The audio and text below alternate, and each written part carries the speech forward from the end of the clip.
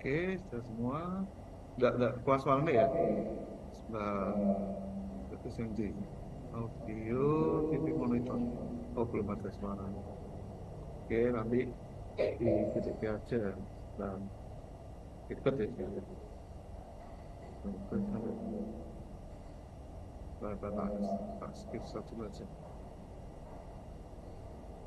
Oh, sudah.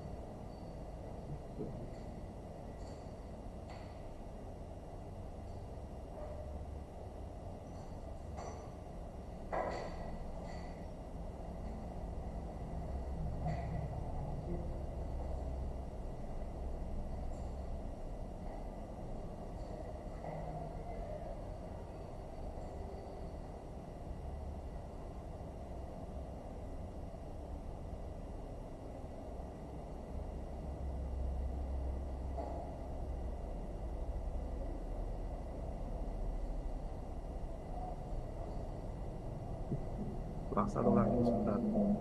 Oke. Sudah lihat. Boleh salah laporan nanti. Boleh salah laporan sebentar.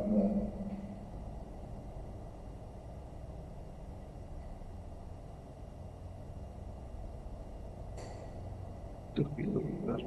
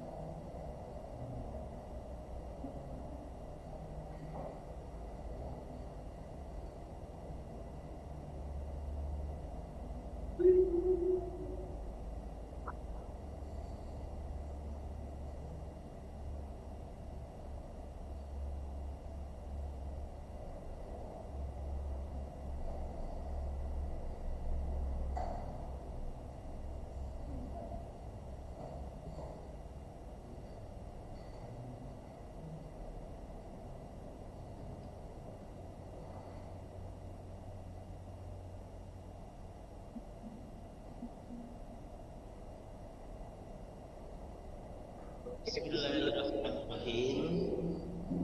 Assalamualaikum warahmatullahi wabarakatuh. Selamat siang untuk rekan-rekan mahasiswa semuanya. Ini dari SD Kartasura sudah pada hadir. Alhamdulillah yang sehat ya. Kami sapa juga rekan-rekan dari Universitas Tikom yang ada di Majapahit. Apa kabarnya? Semoga rekan-rekan semua dalam keadaan sehat. Juga kami sapa rekan-rekan mahasiswa yang di kampus Waleri, Kendal. Juga rekan mahasiswa dari kampus Ungaran, dan tidak lupa juga dari rekan-rekan di kampus Suwon. Saya berharap semoga rekan semua dalam keadaan sehat sehingga kita mampu melakukan kegiatan perkuliahan hybrid pada siang hari ini untuk mata kuliah teori organisasi. Tidak lupa juga kami sapa, kami apresiasi yang sangat tinggi Bapak Ibu dosen pendamping. Sehat semua Bapak Ibu? Sehat Pak, Pak Sireni sehat. Kita niati dengan segar, dengan semangat, dengan happy saja Pak. Karena saat-saat seperti ini kan jam kritis, jam ngantuk, jam lelah, jam istirahat, gitu kan? Oke.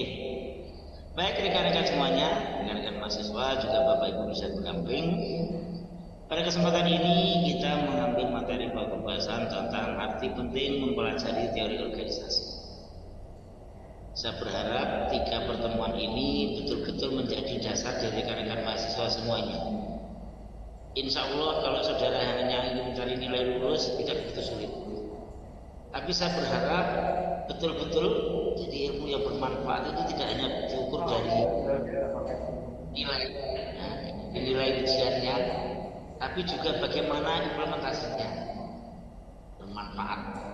Nah, di depan saya sampaikan bahwa belajar organisasi itu tidak ada batasnya waktu, termasuk ketika kita sudah bekerja, kita berkeluarga dan segala macam. Ya. Saya tekankan sekali lagi, saya ulang sekali lagi, pertemuan 1, 2, 3 ini menjadi fondasi kita mempelajari teori organisasi. Yang pertama konsep dasar teori organisasi, konsep dasar organisasi. Yang kedua prinsip organisasi. Yang ketiga pentingnya kita mempelajari teori atau organisasi. Nah, kalau kita sudah tahu konsep dasarnya, kita sudah tahu bagaimana prinsip-prinsip menjalankan suatu kegiatan atau aktivitas, kita mengerti pentingnya. Saya berharap ini menjadi semacam apa ya, semangat dari rekan-rekan semuanya. Nah, oke, nanti kita bicara lebih dalam. Seperti biasa, sebelum kita mempelajari materi bab ini, kita sampaikan tentang tujuan pembelajaran. Adapun tujuan pembelajarannya adalah setelah mempelajari bab ini diharapkan mahasiswa mampu mengerti arti pentingnya berorganisasi. Yang kedua, mahasiswa mampu memahami dan mengerti manfaat dalam berorganisasi. Kalau kemarin prinsip, sekarang kita tingkatkan lagi manfaatnya. Dan yang ketiga, mahasiswa mampu menerapkan dalam praktek nyata tentang berorganisasi yang baik. Berorganisasi yang baik, kita bisa menempatkan diri pada posisi yang sesuai. Kita bisa memerankan peran kita sesuai dengan tupoksi kita.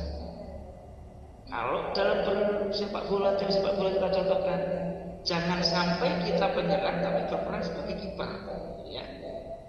Sekarang banyak sekali dalam organisasi modern seperti itu. Posisi kita back, tapi peran kita adalah sebagai gelandang. Ini kurang tepat. Nah, ini nanti yang kita bicarakan lebih dalam. Baik, kita masuk pada pembahasan. Ada sebagai pendahuluan perlu kami sampaikan. Mohon maaf Bapak Ibu, juga rekan-rekan di sana. Waktunya kritis, Pak Jalan sudah tidak kantor sambil jalan-jalan. Ada mahasiswa juga yang gitu. Jadi ketika kita hidup dalam masyarakat, dalam keluarga, dalam lingkup sosial, ada masalah remaja, kemudian remaja. Pak Jalan sudah tua-tua ya, kemudian tua-tua. Jadi, semua ini kita tidak bisa dengan sendiri. Sehebat apapun, sekaya apapun, sekitar apapun manusia. Kalau bicara segala-galanya tidak itu dengan sendiri. Itu manusia muda.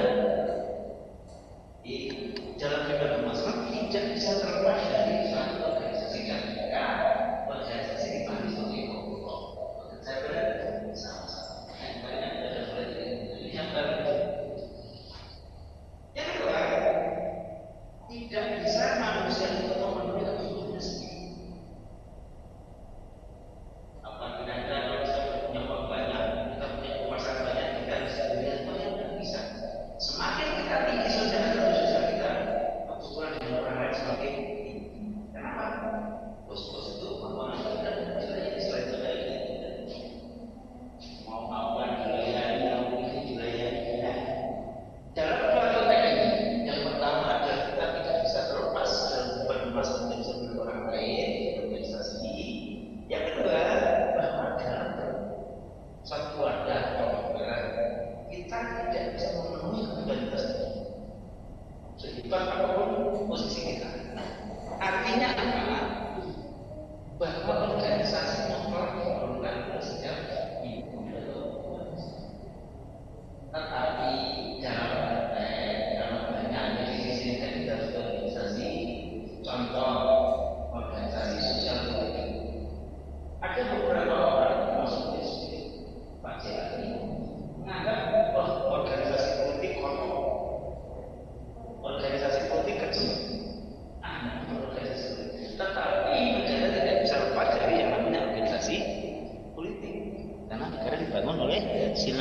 pilar-pilar satu politik. Nah, ketika kita melihat perspektif organisasi,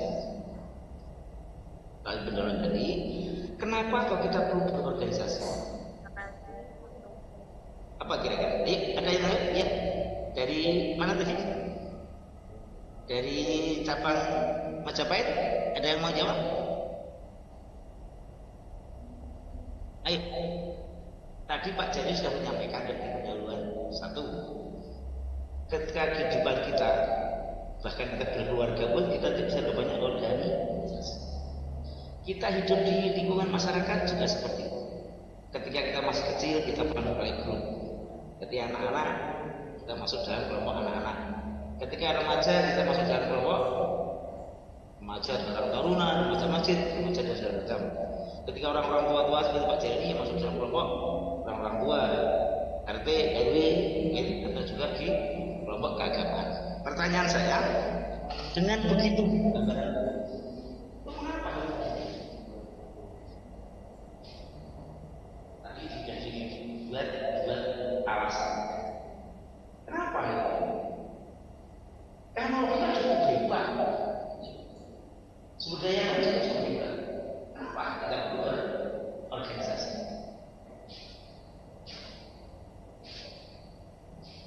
Yang pertama adalah perspektif organisasi. Tadi Pak Jadi sudah disampaikan, sehebat apapun ada seperti memang kita disediakan untuk berkelompok dalam kelompok dan juga Allah menciptakan manusia itu selalu kenal mengenal. Ya, kalau menolong di atas sama itu sudah mudah. Memang perspektif kita manusia itu bahwa manusia adalah makhluk sosial. Manusia tidak bisa hidup dengan sendiri. Manusia itu orang lain. Mungkin kalau saya sudah kaya raya, mungkin juga tidak punya pakai manusia senang dan hidup sendiri. Atau itu betul karena sudah usia mendekati senja, betul memikirkan dari akhir. Misalnya, jadi alasan kita mempelajari suatu organisasi atau organisasi karena kita memang perspektifnya adalah kita tidak bisa hidup dengan sendiri. Dan kalau kita tidak bisa hidup dengan sendirinya, tidak untuk orang lain, tidak untuk orang lain, kemudian kita hanya mengaku atau berjalan sesuai dengan ilmu yang juga tidak sesungguhnya. Inilah pentingnya kita mempelajari suatu organisasi. Nah, selalu ada anggota bekerja sama, mencapai tujuan. Ini yang berbeda. Ketika saya tahu dengan Anda sudah satu semester belajar di organisasi, kalau baik kita bisa lebih baik. Kalau lebih baik pasti kalau pada selesai lebih baik ya. Kodrat fitrah manusia sebagai makhluk sosial. Kebutuhan sosial itu sama seperti kebutuhan yang lain. Sama seperti kebutuhan makan, sama seperti kebutuhan untuk fisiologi yang lain, sama kebutuhan untuk kita saling kenal dengan saling berhubungan dengan lawan jenis dan segala macam. Jadi alasan pertama kita belajar satu lebih memang kebutuhan manusia sebagai makhluk sosial. Itu ya. Lihat ini silakan untuk. Silakan nggak ada silakan.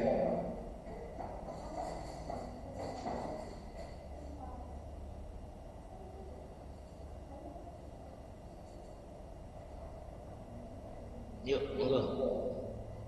Ya dah, jadi ya.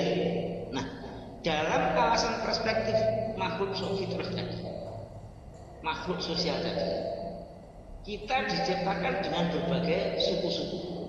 Ya, Allah menciptakan manusia itu dengan bersuku-suku. Realitas seperti itu. Tapi pada sisi yang lain, setelah fitrah, entah itu orang Indonesia, entah itu orang Saudi, orang Palestina, atau orang Ethiopia dan orang Korea, semua butuh kebutuhan sosial. Ya, sosial itu tidak bisa kemudian orang di Arab Saudi karena orangnya banyak dia butuh sosial tidak. Dengan terbukti Tuhan hanya TKI ke sana itu kan belum sosial mereka kan, kebutuhan mereka kan. Nah, ketika kita bisa berpikir fitrah, ini menjadi dasar fitrah manusia bahwa kita tidak bisa hidup tanpa orang lain, bahwa kita tidak hidup hanya kebutuhan makan dan minum, bahwa kita butuh hidup dengan bantuan orang lain. Ini kunci. Nah, ketika itu kemudian pertanyaan tadi, mengapa kita mempelajari teori organisasi? Mengapa kita perlu mempelajari tahu tentang organisasi? Kira-kira yang tahu dulu ya, biar Pak. Yang dapat suruh, ada nggak? Ayo, ada. Nah, buat saya nyampaikan kan, kita bersuku-suku dengan latar belakang yang berbeda-beda. Tapi kebutuhan sosialnya akan sama, ya enggak? Kebutuhan untuk kedua orang lain, kebutuhan untuk kasih sayang itu nilai-nilai universal, ya enggak? Kebutuhan untuk saling curhat, kalau bahasa anak-anak sekarang apa itu curhat itu apa itu? Nah, itu kan sama antara orang negro, orang putih, orang Kebiaran dengan orang Indonesia kan sama. Nah, ketika itu kita mempelajarinya dengan perspektif-perspektif yang ada. Ada beberapa pendekatan dalam seperti itu.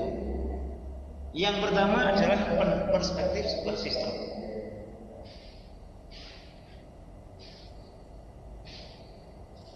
Ketergantungan dari yang lain sebagai konstruksi zaman sekarang ada hubungan antara satu dengan yang secara sistematis.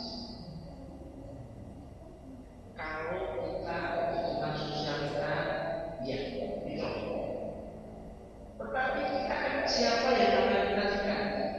Siapa yang akan menjadi teman kita? Siapa yang akan menjadi penyelaras hubungan sosial kita? Masa kita jadi takut yang dilupakan dari. Nah, perspektif berkaitan bahwa saling keterkaitan dalam hubungan sosial dan melakukan kerjasama antar satu dengan yang lain merupakan kebutuhan yang tidak bisa. Sekarang kita orang dunia juga kita siapa kita kita makan, kita siapa bisa makan, dan bisa semuanya. Kita makan, mandi, masak, berangkat sini. Iya. Nah, kembali ya perspektif sistem. Tadi saya sampaikan kenapa kita mempelajari organisasi itu sebagai sosial media sosial. Pendekatannya yang pertama adalah yang berbasis sistem. Kalau keterkaitan antara hubungan sosial dan kerjasama yang satu dengan yang berkebutuhan yang tidak bisa.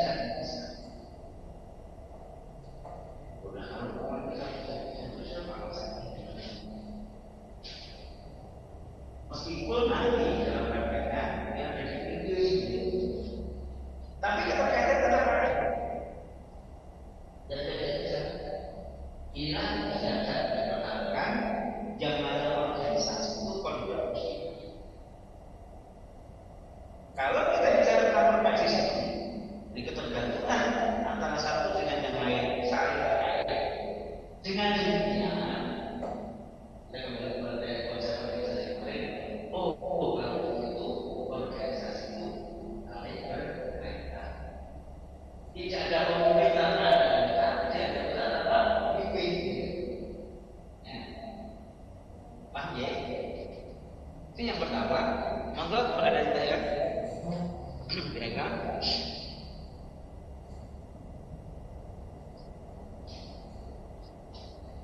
Kita lanjut ya. Kalau tidak kan.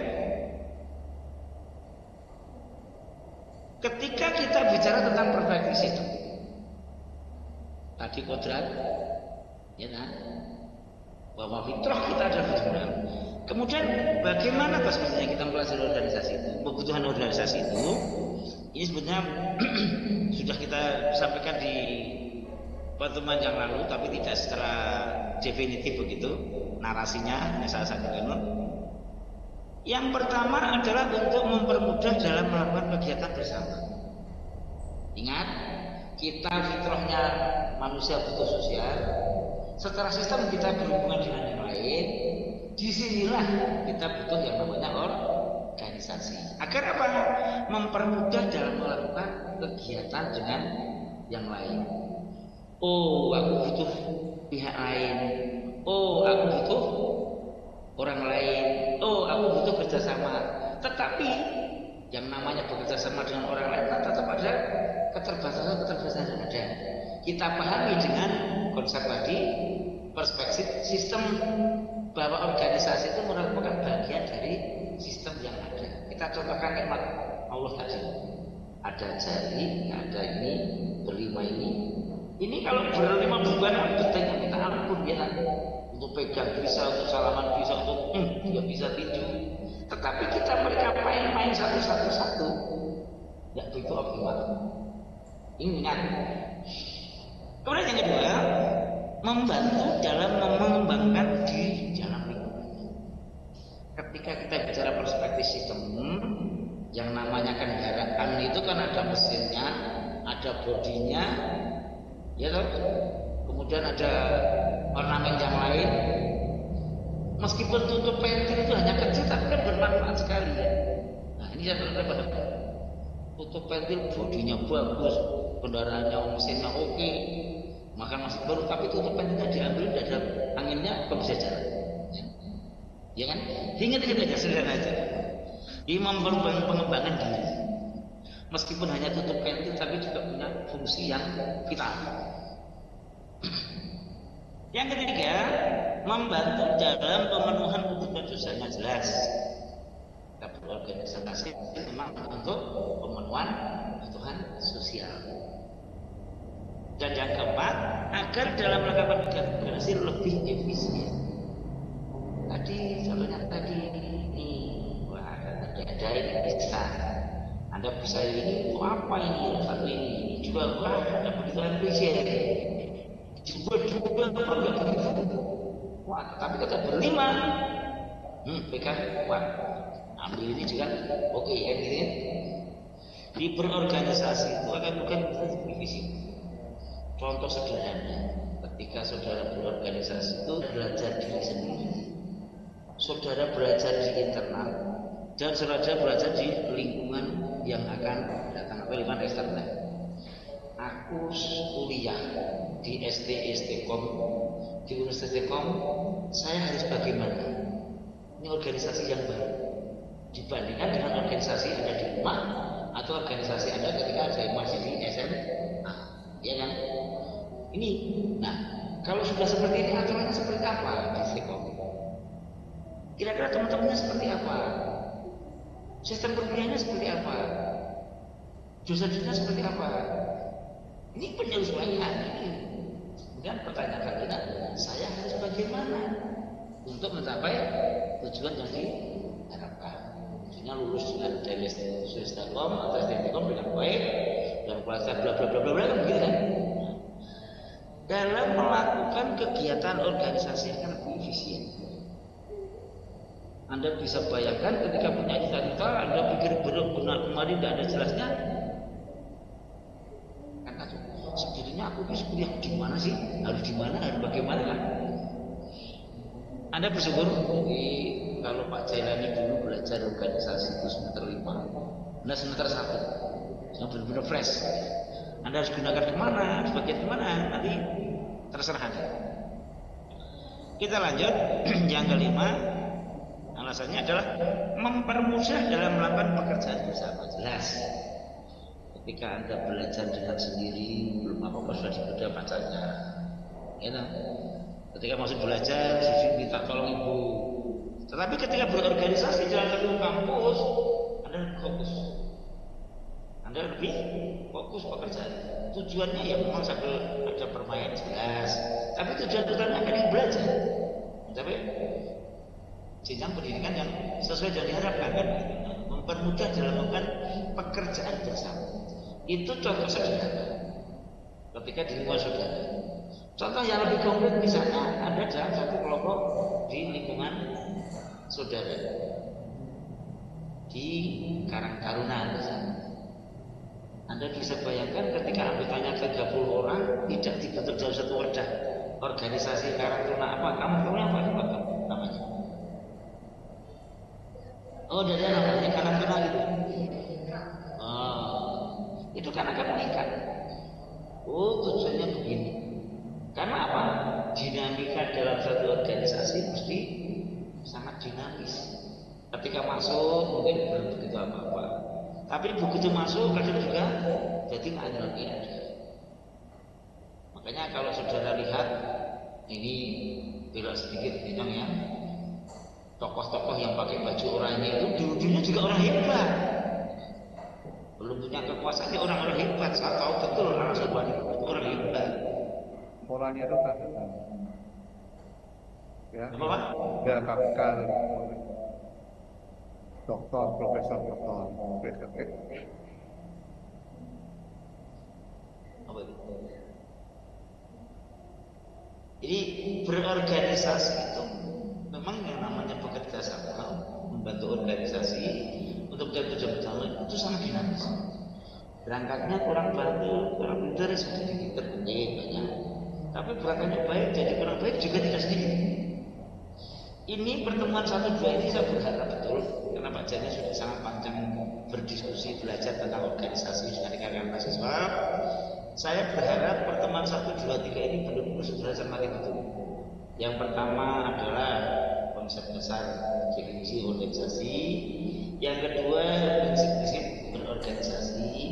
Yang ketiga manfaat kita berorganisasi atau artinya kita belajar organisasi. Karena apa? Ini dalam prakteknya yang akan menentukan. Saudara tidak usah kaget, saudara tidak usah bingung ketika melihat realitas saat ini. Orangnya top-top, pintar-pintar akademis, orangnya top-top, apa itu, mohon maaf, status sosial agamanya juga tidak cepede-cepede, tapi mentalitasnya seperti itu. Ini realitas. Karena apa? Memang organisasi akan membentuk itu.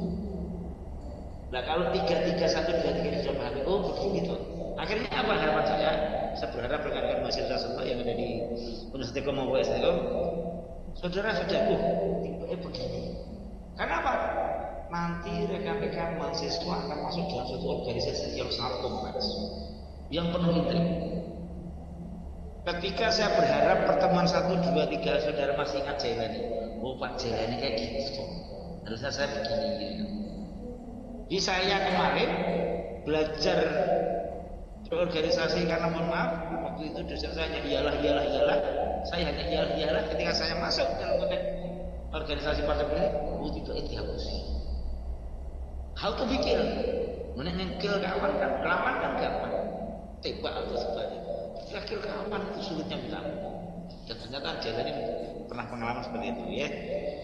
Itu ya rekan-rekan. Jadi saya berharap betul saudara pahami pertemuan 1-2-3 ini menjadi kunci saudara.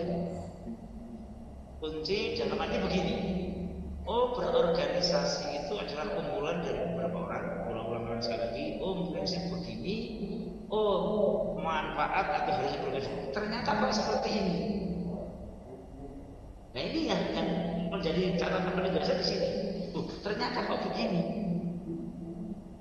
Nah, pelajaran selanjutnya saya harus sebagai mana kan gitu kan. Ayo monggo ada pertanyaan, berdiskusi. Kamu cerita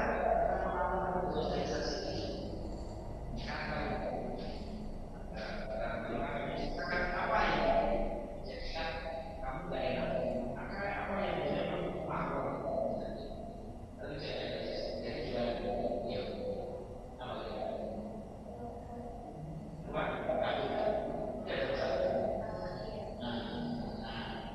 Satu contoh rekan-rekan dari cabang di Universitas Tekom, ini ada contoh dari mahasiswa dari STS Tekom menceritakan tentang pengalaman di organisasi pemuda, yaitu organisasi Karangtara.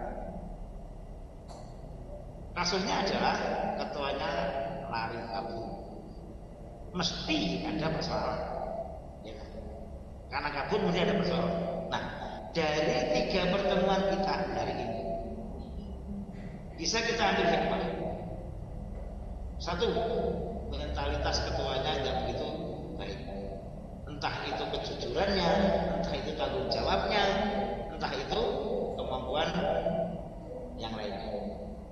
Kalau dari 1, 2, 3 organisasi adalah kumpulan beberapa orang bekerja sama mencapai tujuan bersama, prinsip-prinsip organisasi harus ada komunikasi dan koordinasi. Kemudian sekarang hari ini kita bicara tentang arti pentingnya kita belajar organisasi adalah memang fitrah, dan setelah sistemik kita memang harus bekerja bersama. Nah, kasus ketua panjangan keluar atau lari itu jelas dari 1, 2, 3 ini sudah masuk semua. Mungkin dulu tidak berpikir panjang, aku jadi ketua karang ini tanggung jawabku itu gimana? Ya. Aku berarti ketua karang harus bagaimana? Ketika kita bicara tentang definisi organisasi, nek berkumpul bareng-bareng bekerja sama, ya tujuan bersama. Tujuan Karang Taruna. Kuwi gurke Karang Taruna. Belum lagi institusi yang lebih besar. Yang kedua, dengan kabulnya ini pertanyaan saya selanjutnya, iya tanggapan teman-teman agak anggota organisasi tadi. Iya, tanggapannya gimana? Coba dia ya. Terus dengan prosedur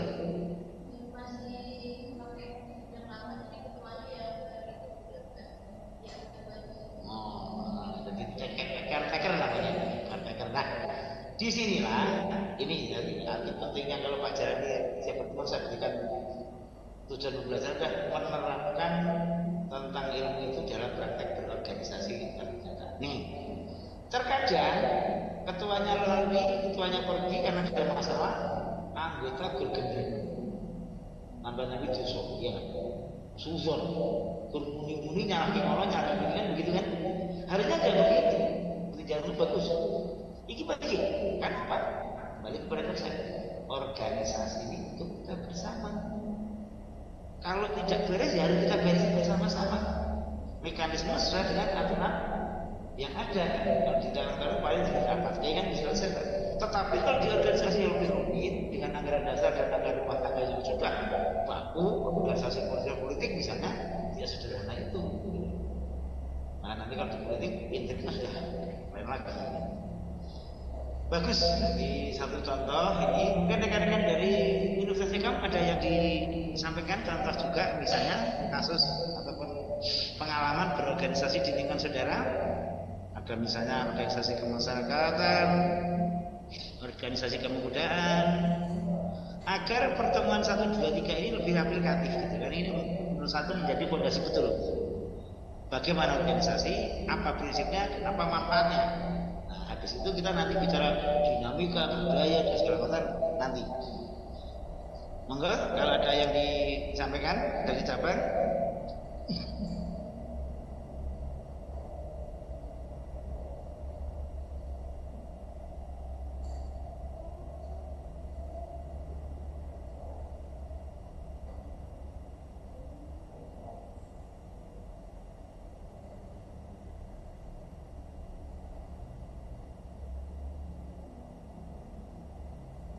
Selanjutnya, jalan-jalan lagi.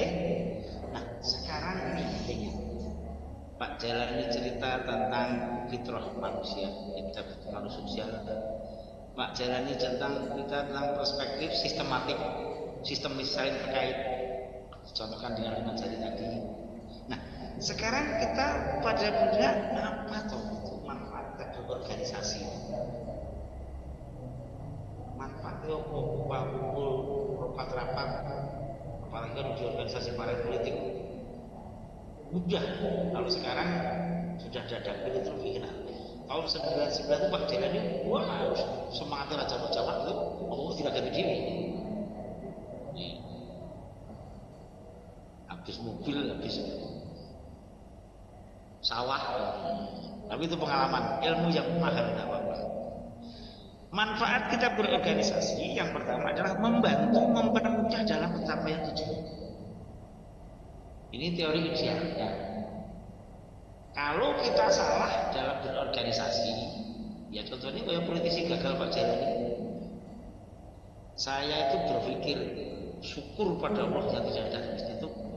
Jalani keliru ini koyono keluarga yang tetap aman. Saya kalau lihat ada istri saya betul-betul sabar itu kemurahan Allah betul. Nah, mempermudah, membantu dalam pencapaian tujuan. Saya jalan ini waktu pokoknya pengen jadi DPR. Ya jadi sebetulnya, tapi Allah tidak menghendaki malah begitu.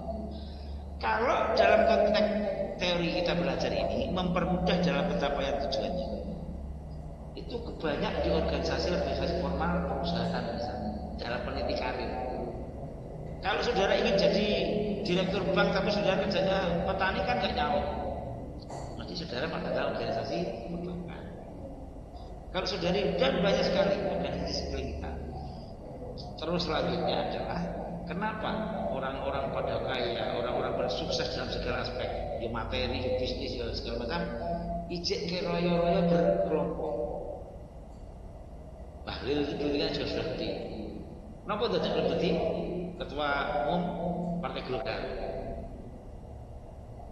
Ada yang lain lagi di organisasi asosiasi kadin misalnya.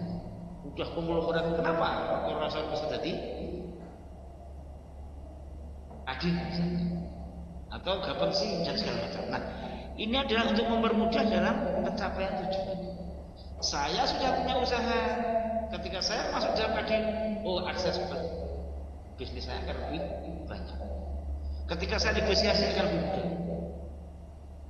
Baru aja tadi siang saya gagal dari Bapeda Karanganyar itu, suruh tanda tangan kontrak riset. Kalau bukan, maaf, saya kenal dengan jauh baik, saya jadi ketua FEDEP, organisasi forum pengembangan ekonomi daerah, nggak semudah itu. Mas Jelani tidak Karanganyar, tanda tangan kontrak riset, siswa Pak jangan bisa diterima. Tapi ini belum ada apa Jelani, itu kan? Jadi, akan membantu mempermudah dalam pencapaian ini bisa disaksikan, bisa buktikan. Saya tidak ada mayawara. Yang kedua, membantu optimalisasi potensi diri. Nah, inilah mata penting yang harus saya wariskan, saya berikan kepada rekan-rekan semua, mahasiswa dari Universitas maupun SDTKOM. Inilah pentingnya saudara berorganisasi, membantu optimalisasi potensi dan kelompok. Kalau orang punya kekuasaan, jadi direktur atau jadi rektor atau dari pimpinan apa, gayanya koyo bina orang organisasi. Kenapa? Orang organisasi dididik untuk saling toleransi. Orang berorganisasi dididik untuk saling menghargai orang lain. Anda bisa lihat pemimpin daerah, pemimpin perusahaan, pemimpin organisasi formal, kok gayanya koyo Fir'aun, sudah orang organisasi. Kenapa? Berorganisasi saling. Iki lho maju bareng. Iki lho sharing bareng. Ya. Nah, manfaat membantu optimalisasi potensi diri dan kelompok. Aku arep mrene piye wong kanca kuliah pinter kok kan. Aku harus mrene wong kanca kuliah suwe. Ini tak seperti itu. Tapi ketika orang tidak tahu pengalaman ini bagus atau ini yang penting saya katakan saya berharap bahwa ada tempat untuk presentasi dirinya. Saya nenek jenengan tidak diterima saja satu saya tidak kalau pintar-pintar itu sendiri baik-baik dia hanya optimasi potensi sendiri ya akan baik. Yang kedua, yang namanya berorganisasi tidak ada yang tidak ada pernah berjumpa. Ya kan? Sama juga kita berkeluarga, sama juga kita saudara punya pacar. Tidak ada yang namanya pacar dan benturan. Nah, kalau orang dengan otoriter, dengan begini-begini tidak pernah ada benturan, bentur sekali hancur. Enak. Ini penting. Saya tekankan nomor 2 ini penting. Saya untuk pengalaman optimalisasi berorganisasi ini betul-betul pengalaman pahit, menakutkan dan segala macam sudah salah kon. Betul. Sudah kotornya bertambah. Kalau kita diskusi ini, tak ceritakan karena ini hybrid, waktunya terbatas ya. Saya sambil ada dua aja. Yang ketiga, manfaat berorganisasi adalah mengembangkan individu dalam melanjutkan yang kedua tadi. Jadi kalau pada pemimpin pokoknya gini, neranya ini mundur, ini kita orang atau organisasi, kata dalam mangkok itu namanya. Nah, pengembangan individu dalam tembok. Apa ada di dunia ini tim sepak bola misalnya Ronaldo begitu, Ronaldo sendiri kan nggak mungkin, Messi kan nggak mungkin, Messi hebat ya, Ronaldo hebat ya, tapi didukung oleh tembok yang kuat. Kalau dalam organisasi modern seperti ini, bebas-bebas sendiri, pinter-pinter sendiri, primitif gitu.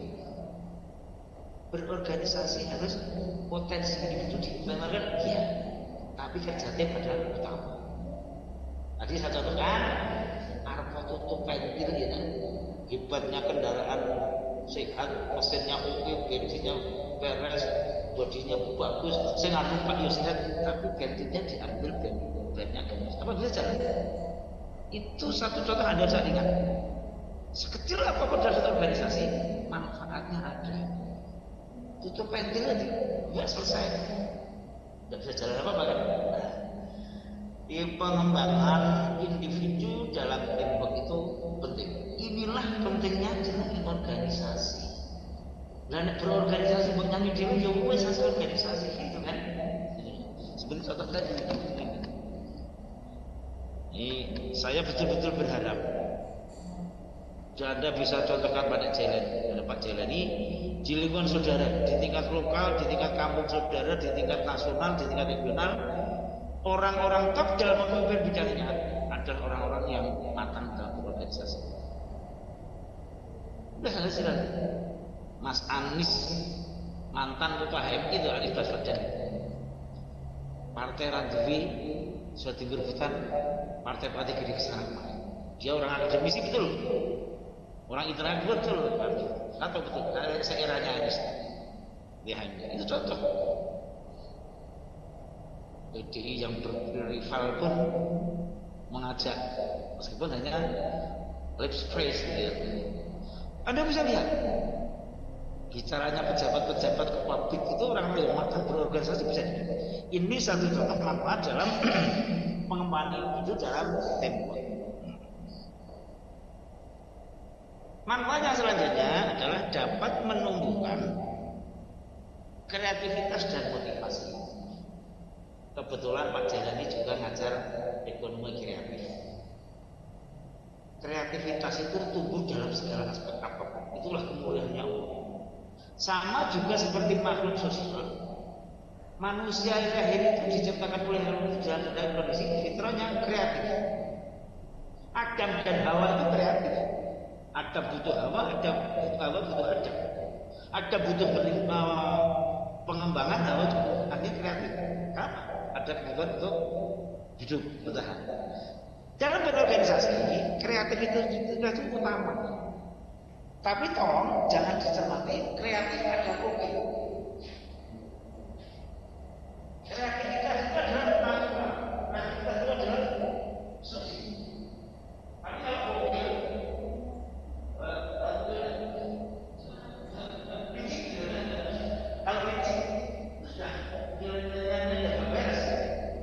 tetapi kalau kreativitas dan inovasi fitrah kita dalam hitungan kita perlu belajar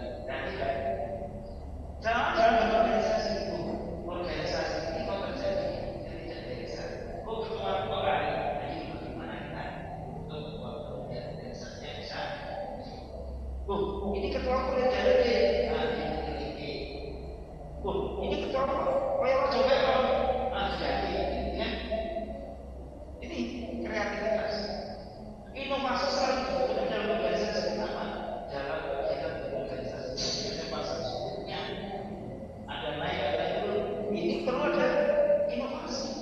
Bagaimana organisasi berperan sama juga seperti misalnya perusahaan besar inovasi makanya kan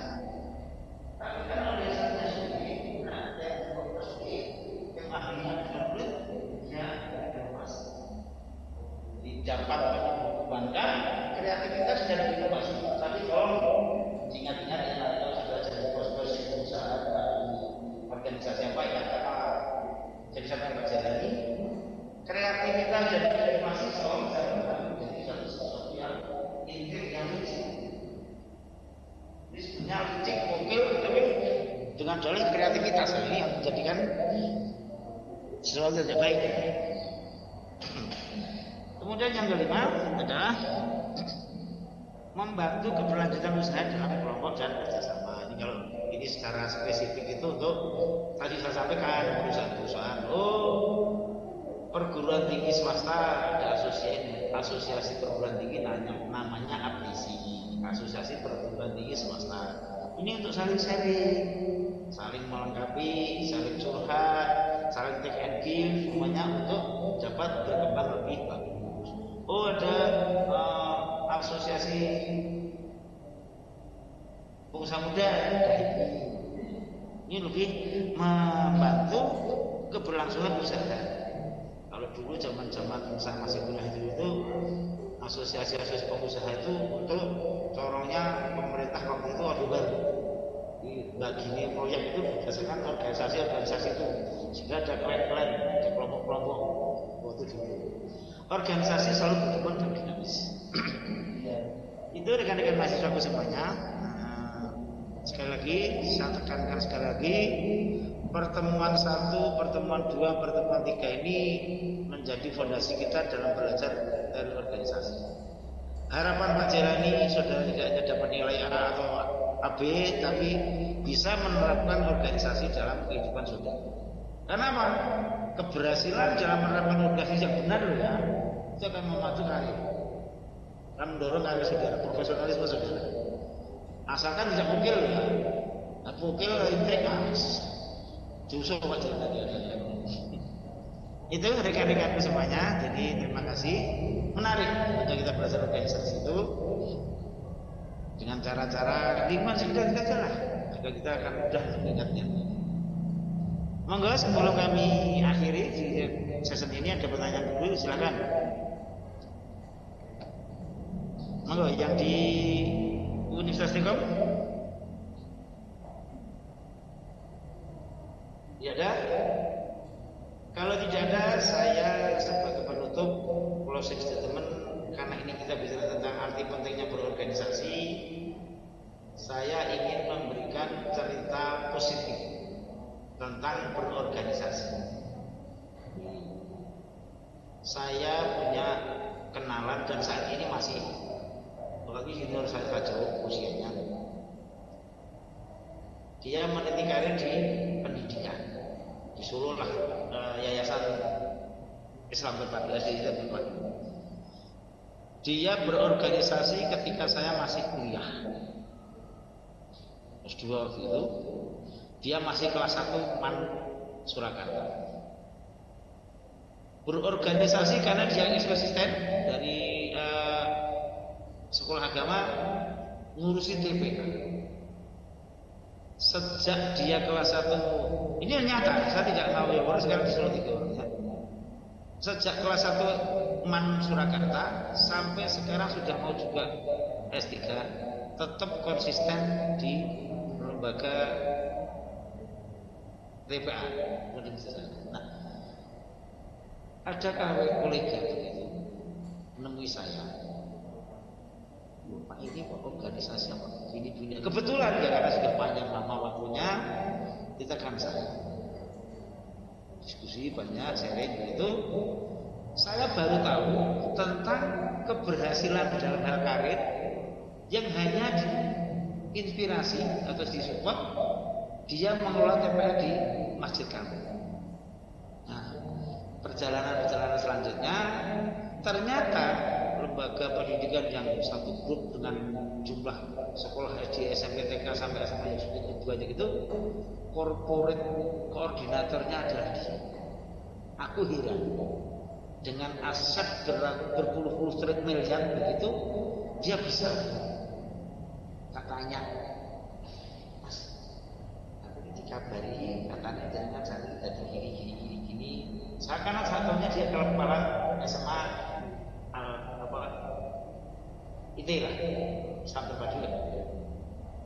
Dia katanya ini pengalaman nyata, kalau saudara mau bukti saya buktikan orangnya ada. Belum ada lama itu.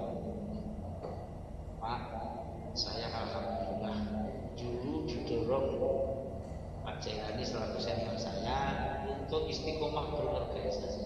Tetapi organisasi yang baik ya, saya bilang. Sama-sama organisasi keagamaan salah kita kiri ya berhasil dengan dia istiqomah. Bahkan terakhir belum ada sekitar 1 minggu dia bersyukur dikasih kendaraan dinas dari kantor Indova terbaru. Artinya ini menunjukkan nak bersepeda DPR sudah ciri-ciri. Tetapi ternyata dinamika organisasi ini sangat dinamis. Wah sudah kan dari kelas 1 teman sampai sekarang ada 3 kan udah kelas 2 SMP kok. Lama banget itu kan. Itu betul makan. Saya ingin menyatakan kepada saudara, kepada rekan-rekan mahasiswa semuanya, saya berharap pengaman 1, pertemuan 2, pertemuan ini menjadi fondasi saudara. Saudara teori belajar teori organisasi silakan. Saya sudah menunjukkan fondasi dasarnya. Saudara akan belajar teori organisasi seperti yang seperti di Jaisal kok. UAS lulus, UTS lulus, ya silakan. Ini menjadi pilihan saudara. Sebagai penutup pada pertemuan ini, saya contoh itu nyata. Sekarang mau membuat kampus di Salatiga, istilah saya sekolah terpadu Islam itu rencananya anggarannya 1,5 miliar. Betul. Orangnya masih setiap pagi sama saya saya baru tahu kira-kira 10 hari yang satu ini. Bulan lagi pernah saya pengen gitu. Ternyata itu salah satu fakta nyata. Real, saudara bisa ngecek orangnya, saya bisa kenalkan nomor teleponnya. Manfaat berorganisasi. Ya iso dunia ini, ya iso akhirat ini, ya iso keluarga. Asal baik. Tapi kembali lagi tekan saya. Gelar pukil-pukilan, intrik-intrikan ya udah. Dalam berorganisasi bisa dibentuk di mana-mana. Bisa dibentuk seperti apa? Lihat Anas Urbaningrum itu kan juga ketua MI, itu agamanya juga kuat dan katanya juga korupsi kan gitu kan.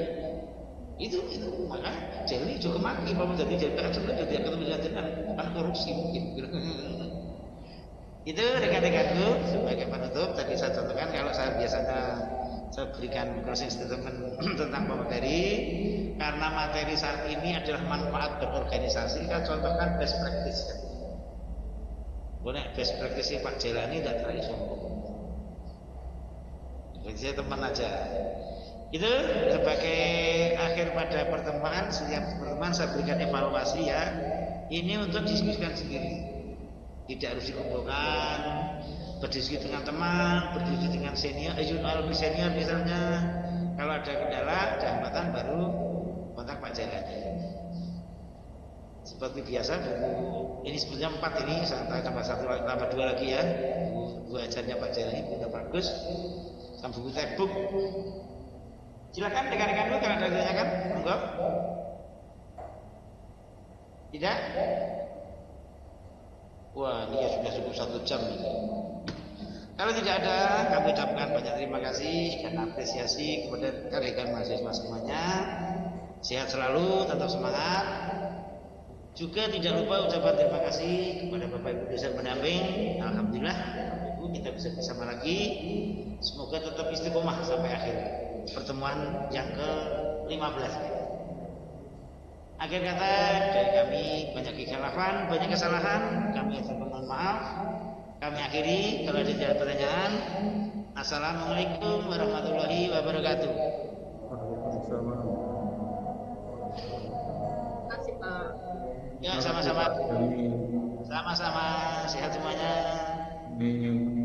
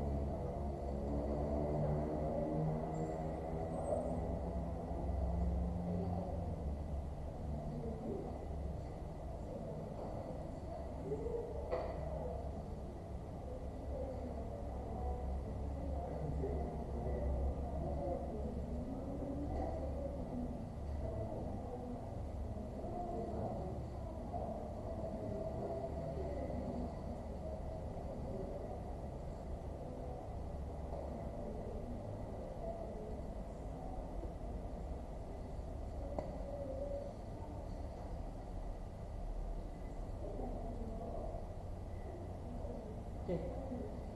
Untuk materi ini ada pertanyaan tidak? Ya ada. Cukup. Ada pertanyaan nggak? Jadi untuk hari ini tuh kenapa kita harus belajar tentang organisasi? Materinya. Manfaat apa sih yang kita dapat ketika kita belajar tentang teori organisasi? Belum. Saya mau tanya dulu, di kelas ini ada yang ikut organisasi enggak? Ada? Ada enggak? Ya walaupun misal Pak Karang Taruna Remaja bisa enggak? Bisa enggak masalah. Atau mungkin organisasi yang lain. Ada enggak? Ya ada.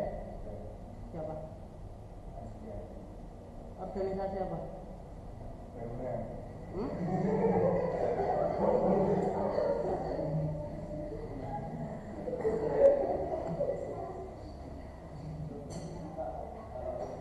Apa? Itu bisa. Nggak masalah. Apa pemuda Muhammadiyah kan?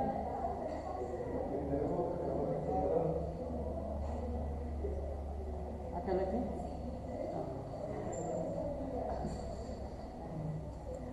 Jadi gini,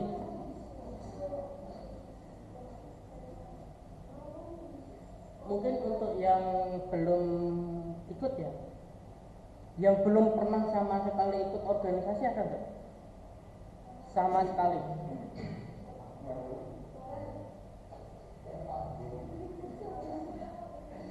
Ada nggak? Nggak masalah.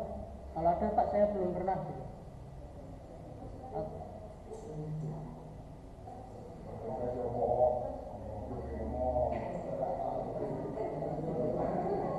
Ada nggak?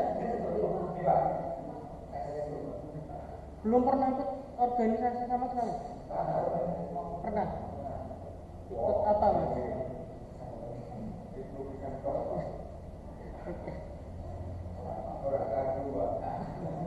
Oke. Jadi gini, mungkin kalau ketika kita ikut organisasi, mungkin permasalahannya itu biasanya bukan antara kita kepakai atau nggak kepakai, ya kan? Bisa juga jadi organisasi yang kita ikuti itu tidak sesuai dengan tujuan kita. Oke. Nah, kembali lagi di konsep organisasi itu yang pertama kan untuk mencapai tujuan bersama. Nah, jadi kalau tujuannya sudah beda ya nggak bisa bersama, kan gitu. Nah, oke. Lanjut, mungkin nanti dibaca sendiri ya. Manfaat teori organisasi, ya kan? Jadi kalau kalian ikut organisasi, ya kan? Kalau kalian ikut organisasi yang satu tujuan dengan kalian terutama ya. Yang pertama pasti tujuan kalian akan lebih mudah tercapai. Itu pasti. Contoh, Pak saya mau ikut ke apa ya? Misal birokrat atau apa, ya kan? Nah kalian masuk ke organisasi yang di birokrat tersebut. Yang gitu biasanya. Atau mungkin Pak saya mau masuk ke organisasi yang apa ya? Mungkin yang profit, ya kan? Organisasi profit ya. Kalian cari organisasi profit. Misal UMKM, ya kan? Dari kecil lah, dari UMKM nanti naik koperasi dan seterusnya. Gitu. Nah, kemudian nanti di organisasi juga kalian bisa mengembangkan potensi dari diri kalian sendiri. Jadi potensi apa yang mungkin belum muncul saat ini, ketika nanti kalian sudah mulai masuk ke organisasi, itu biasanya akan muncul. Apakah mungkin dari negosiator, ya kan, atau dari perencana, ya kan, atau mungkin eksekutor. Nah, itu nanti potensi-potensi itu yang akan muncul dari diri kalian. Gitu. Oke. Itu dulu, ada pertanyaan nggak? Cukup? Ya. Oke.